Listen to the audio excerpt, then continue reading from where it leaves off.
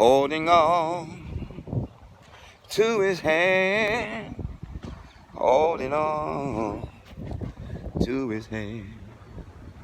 I'm holding, I'm holding, I'm holding to his hand, holding, holding to his hand.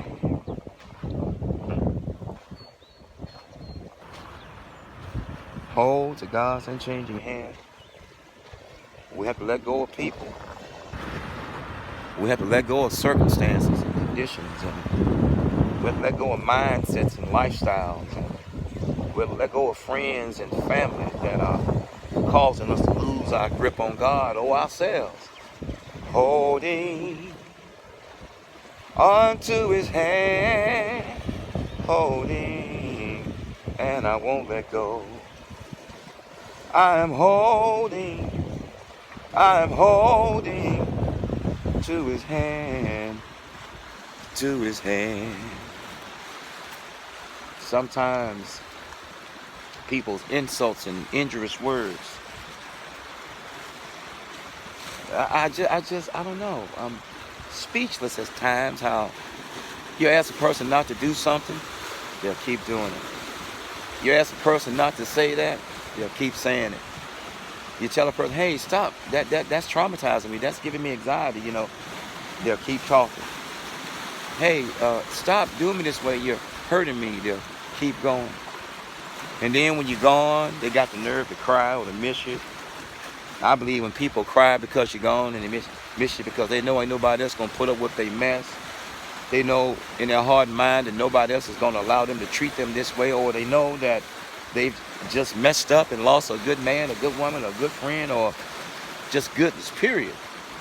Holding to his hand, I'm holding to the Lord. I'm holding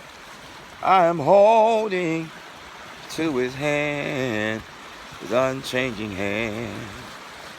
I'm holding to his hand, and I won't let go. I've been through so much death and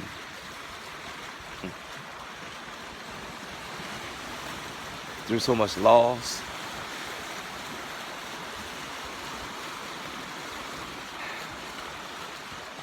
It gets heavy.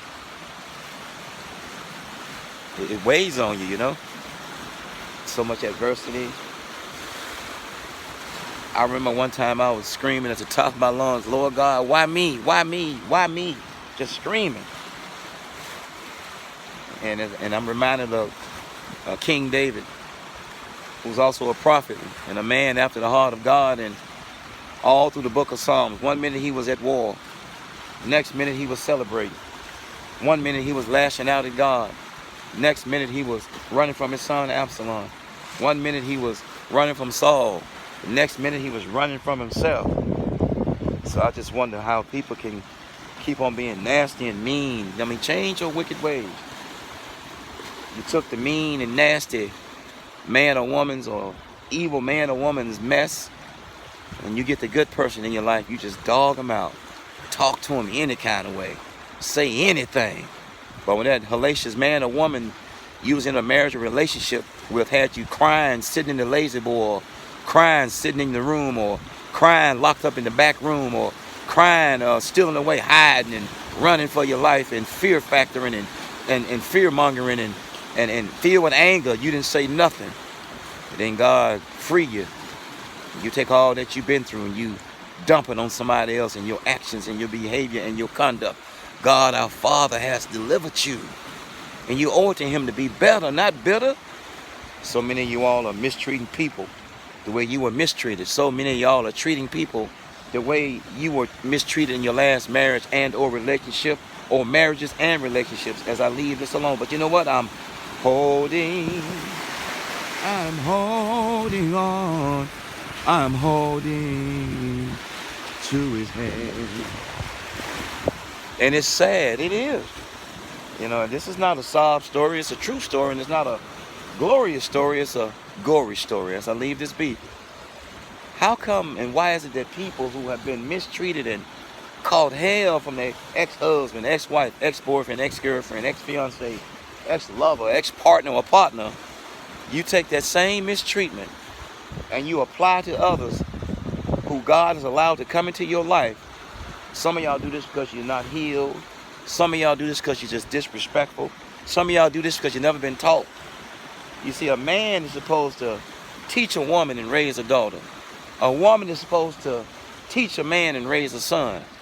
But I'm holding to his hand, to his hand.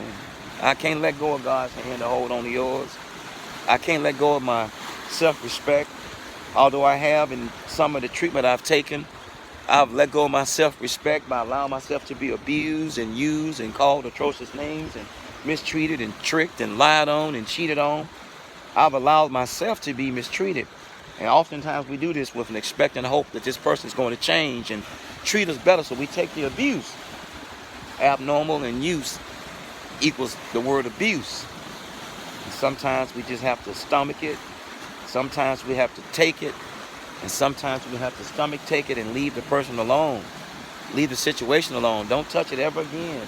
It's not even a hot potato. It's just people will treat you any kind of way they want to. Won't even say they sorry. If they say they sorry, you have to beg them for an apology. We know when we mistreat people. You know when you being mistreated, the same thing that hurts you may hurt me. Maybe I might be a little bit stronger. Look at that. But I'm going to continue to hold to God's unchanging hand. I'm not going to let go of God's hand to hold on to your hand. You pulling me down. You beat me down with your words and your actions. You beat me down with your conduct. You beat me down with your speech and your inability to apologize and to govern yourself. You beat me down. I can't let go of God's hand to hold to your hand. My mom used to say, as I leave this alone, I'd rather have what God has for me that I cannot see, than have what you have for me that I can see. Again, I would rather have what God, our Father, has for me that I cannot see, than to keep on putting up what you have for me. And it hurts. But I'm holding on to his hand. Peace. One.